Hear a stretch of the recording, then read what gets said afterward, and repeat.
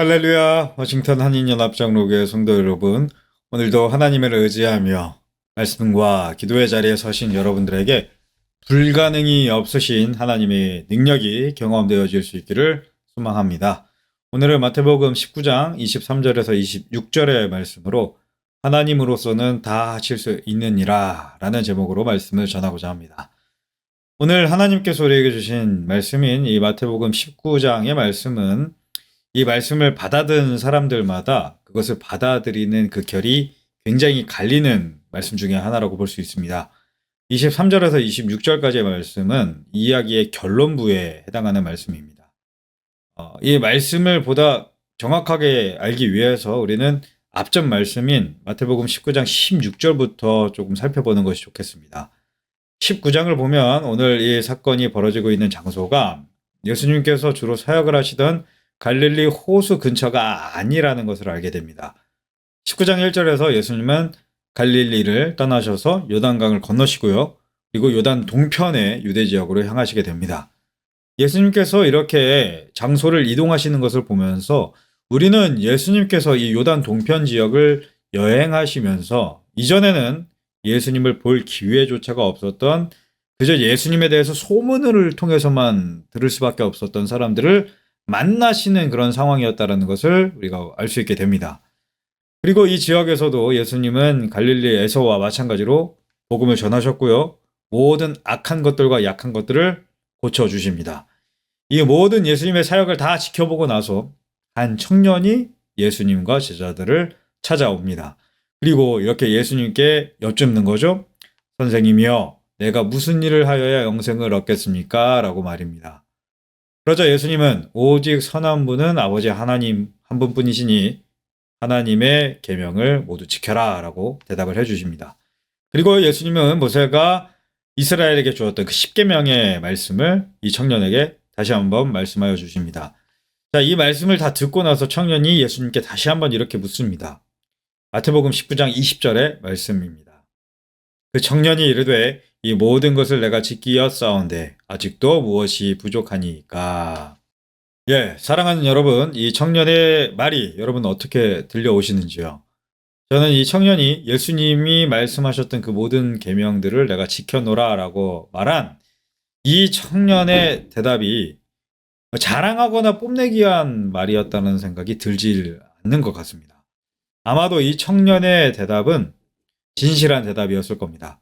이 청년은 진실로 영생을 얻고 싶어 했고 진지하게 율법의 말씀을 받아들였고 또 그 말씀대로 살려고 노력을 다한 그런 사람이었을 겁니다. 왜냐하면 이 뒤에 예수님께서 이 청년에게 하신 말씀이 그가 율법대로 살지 못했다고 책망하거나 다그치는 말씀들이 아니라 매우 정중하고 또 그를 매우 귀하게 여기셔서 진중하게 초청하는 말씀을 주시기 때문입니다.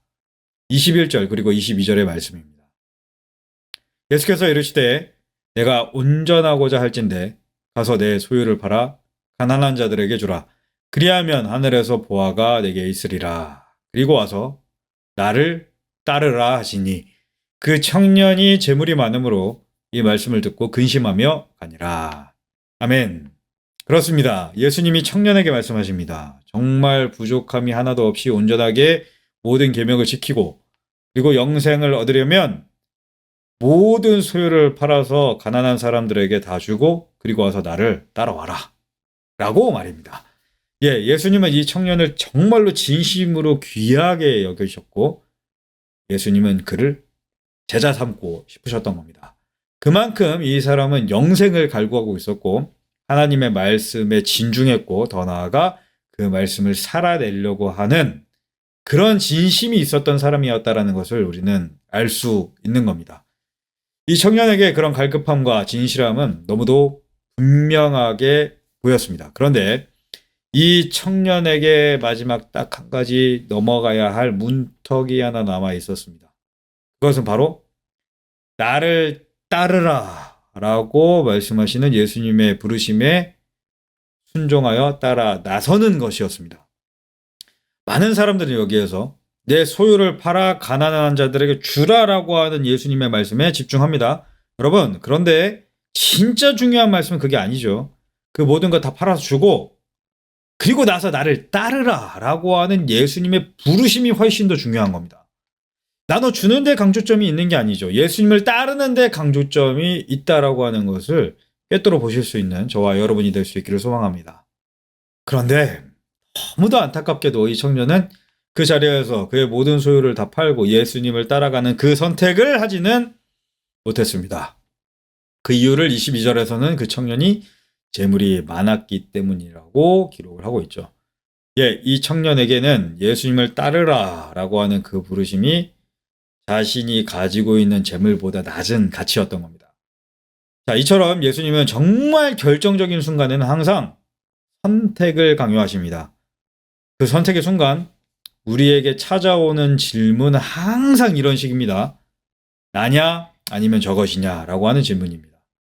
나이냐 아니면 저 돈이냐, 나이냐 아니면 저 사회적 지위냐, 나이냐 내 명예냐, 나이냐 내 가족이냐, 나이냐 내 자녀냐 라고 하는 이런 질문들이 결정적인 순간에 믿음의 사람들에게 한 명도 빠짐없이 다 찾아왔었습니다.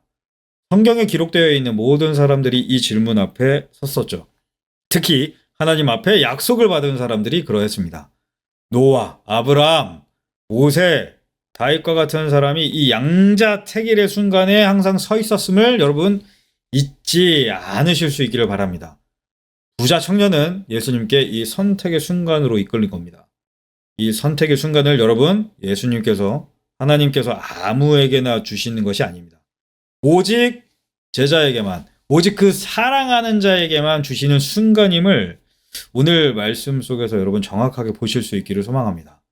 이렇게 부자 청년이 예수님의 그 부르심에 고뇌하면서 떠나가자 예수님께서 그 떠나가는 부자 청년의 뒷모습을 바라보시면서 하시는 말씀이 오늘 말씀 23절에서 24절까지 말씀인 겁니다. 예수께서 제자들에게 이르시되 내가 진실로 너희에게 이르노니 부자는 천국에 들어가기가 어려우니라. 다시 너희에게 말하노니 낙타가 바늘귀로 들어가는 것이 부자가 하나님의 나라에 들어가는 것보다 쉬우니라 하시니. 그렇습니다. 예수님은 많은 소유를 가지고 있는 부자가 천국에 들어가는 것이 어렵다라고 제자들에게 말씀하십니다. 그런데 어느 정도까지 어렵다고 말씀을 하십니까? 낙타가 바늘귀로 들어가는 것이 부자가 하나님 나라에 들어가는 것보다 쉽다라고 그렇게 말씀하시죠. 자, 이 낙타가 바늘귀에 들어가는 것이 정확하게 무엇을 의미하는지에 대해서 성경학자들 사이에서 많은 고민들이 있었습니다. 예루살렘의 낙타가 모든 짐을 내리고 나서야 간신히 들어갈 수 있는 바늘귀 문이라고 하는 문이 있었다라고 하는 그런 설명도 있습니다. 또 한 가지 설명은 이 낙타라고 하는 뜻을 가지고 있는 카메로스라고 하는 단어가 있는데 이 카메로스라고 하는 단어가 카미로스라고 하는 단어가 잘못 쓰인 것이다 라고 하는 그런 설명도 있습니다. 이 카미로스라고 하는 단어가 붉은 밧줄, 선박용 밧줄을 의미하는 것이기 때문이죠. 그러니까 이런 뜻이었다라는 겁니다. 굵은 밧줄이 바늘귀로 들어갈 수 있는 것만큼 어렵다라고 그렇게 설명을 하셨다라는 거죠. 그러나 그런 세세한 설명보다 더 중요한 것은 예수님께서 부자가 천국에 들어가는 것이 거의 불가능에 가깝도록 어렵다라고 하는 것을 말씀하여 주시기 위해서 이 말씀을 하셨다라는 겁니다. 그렇습니다. 예수님이 누차 말씀하시다시피 하나님과 재물을 사람이 겸하여 섬길 수 없습니다. 둘 중에 하나를 분명히 선택해야 될 때가 우리에게 찾아옵니다. 사랑하는 여러분, 그런데 여기에서 우리가 이 말씀을 오해해서는 안 됩니다. 예수님은 부자가 천국에 들어가는 것이 불가능에 가깝게 어렵다라고 말씀하셨던 거지 아예 불가능하다라고 말씀하시지는 않았습니다. 부자가 천국에 들어가기가 낙타가 바늘귀에 들어가는 것보다 어렵다라고 하는 이 예수님의 말씀을 제자들도 제대로 이해를 하지 못했습니다. 25절에서 제자들이 그래서 이렇게 예수님께 여쭙는 것입니다. 제자들이 듣고 몹시 놀라 이르되 그렇다면 누가 구원을 얻을 수 있으리까? 유대인들이었던 제자들은 예수님께 이렇게 물을 수밖에 없었습니다. 당시 유대인들에게 널리 공유되어지는 생각, 어떤 통념 같은 게 있었는데요. 그것은 재물이 많은 것, 곧 부자가 되는 것이 하나님께 복을 받은 자의 증거라고 하는 생각이었던 겁니다. 그러니까 당시의 유대인들은 부자들이 구원에 상대적으로 더 유리한 위치에 있다라고 생각하는 어떤 관념이 있었던 겁니다. 그런데 그런 부자가 천국에 들어가기 어렵다라고 예수님께서 말씀하시니까 제자들은 당혹스럽고 이해가 되지 않아서 그러면 누가 구원을 얻을 수 있습니까? 라고 하는 질문을 할 수밖에 없었던 겁니다. 이런 제자들의 질문에 예수님께서 최종적으로 주시는 답변이 바로 오늘 말씀 26절의 말씀입니다. 예수께서 그들을 보시며 이르시되 사람으로는 할 수 없으나 하나님으로서는 다 하실 수 있느니라. 아멘. 여러분 진실로 아멘입니다. 그렇습니다. 예수님이 결론적으로 분명하게 말씀하고 계십니다. 예, 사람으로는 할 수 없지만 하나님은 하실 수 있다라고 말입니다. 여러분 이것이 오늘 우리가 보는 이 마태복음 19장의 말씀의 가장 핵심적인 말씀입니다. 여러분 인간이 하늘나라로 하나님 나라로 들어가는 것은 인간이 하는 일이 아닙니다. 하나님이 하시는 일이라는 것을 분명히 보실 수 있는 오늘 이 아침 시간이 되실 수 있기를 소망합니다. 오늘 말씀 속에서 예수님은 부자가 천국에 들어가는 것이 어렵지만 하나님께서는 그 부자마저도 천국에 들어갈 수 있도록 하시는 분이라고 분명하게 얘기를 해주고 계시는 겁니다. 여러분 신약 성경을 읽어나가면 우리는 부자들이 구원을 받는 수많은 실증적인 예시를 찾아볼 수 있습니다. 그 중에 가장 잘 알려진 사람은 위로의 아들이라고 불렸던 바나바였습니다. 바나바는 성령을 받고 교회 공동체의 일원이 된 이후에 자신의 소유를 모두 팔아서 초기 예루살렘 교회에 헌물해서 성도들과 과부들의 필요한 것들을 공급했던 사람입니다. 또 여성 중에는 이 사람이 있습니다. 자주장사 루디아라고 하는 사람입니다. 루디아는 사도 바울이 마케도니아의 빌립보에서 만났던 첫 회심자였습니다. 그의 첫 복음의 열매였던 거죠. 이 루디아를 수식하는 말로 자주장사라고 하는 말이 붙어있는데 이는 이 여인이 당시 로마에서 황족들만이 입을 수 있었던 자주색 옷감 장사였다라는 것을 말하는 겁니다. 그렇게 엄청난 사치품을 다루는 상인이었다라는 것에서 이 루디아가 엄청난 부와 사회적 위치를 가지고 있었던 사람이었다는 것을 우리가 어렵지 않게 알 수가 있죠. 이 루디아의 집에서 시작된 빌립보 교회는 이후에 사도 바울의 사역을 적극적으로 돕고 형제 교회들의 경제적 어려움을 돕는, 그래서 계속해서 사도 바울이 빌립보서를 적을 때 기쁨이라고 하는 단어를 쓸 수밖에 없었던 그런 교회로 성장하게 되었습니다. 바나바와 루디아, 이 두 사람이 바로 낙타가 바늘길을 통과한 부자가 하늘나라로 들어간 대표적인 예라고 할 수 있겠습니다. 그런데 여러분, 이 불가능해 보이는 일을, 재물보다 하나님을 더 사랑하는 일을 가능케 하시는 분이 누구십니까? 예, 오늘 예수님의 말씀에 따르면 그것은 바나바와 루디아와 같은 그 사람 그 자신이 결코 아닌 겁니다. 오직 우리 아버지 하나님이 그 하나님의 뜻을 이루신 것입니다.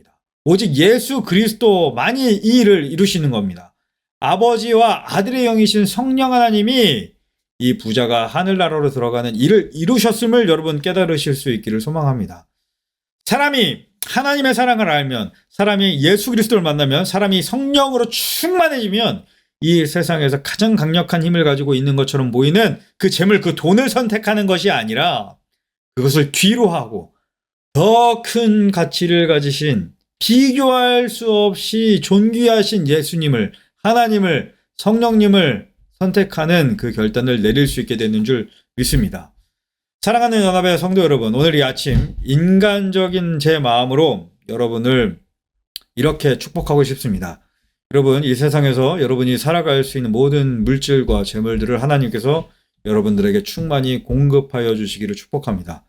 그런데 그렇게 하나님께서 여러분들에게 물질의 복을 부어주실 때 그 물질이 여러분이 하나님께로부터 멀어지게 하는 장애물이요, 우상이 되게 하지 마십시오. 그 물질을 하나님의 뜻을 이루는 도구로 사용하실 수 있기를 소망합니다. 재물은 결코 우리의 삶의 목적이 될 수가 없습니다. 재물은 오직 우리의 삶의 도구입니다. 하나님의 뜻을 위하여 즐거이 그 도구를 사용하시는 여러분들의 평생의 삶이 되시기를, 그래서 하나님이 여러분들의 삶에서 모든 것을 이루시는 것을 경험하시는 그런 복된 삶들 살아가시기를 주님의 이름으로 축원합니다. 기도하겠습니다. 세상 모든 것을 창조하시고 다스리시고 자녀인 우리들에게 필요한 모든 것을 넉넉히 공급하여 주시는 하나님 아버지, 오늘 이 시간 말씀의 자리 앞에 선 하나님의 사람들을 축복하며 기도합니다. 하나님, 우리 모든 연합의 성도들에게 말씀에 약속하신 대로 물질의 풍성함을 주시기를 소망합니다. 그러나 예수님 말씀하신 것처럼 그 재물이 하늘나라를 들어가지 못하게 하는 장애물이 되지 않게 하시기를 원합니다. 사람으로는 할 수 없으나 하나님은 하실 수 있는 줄 믿사오니 사모하는 하나님을 위하여 기꺼이 재물을 도구로서 사용하는 우리가 될 수 있도록 하나님 당신을 재물보다 더 귀히 여기고 사랑하는 마음을 우리에게 오늘도 허락하여 주옵소서.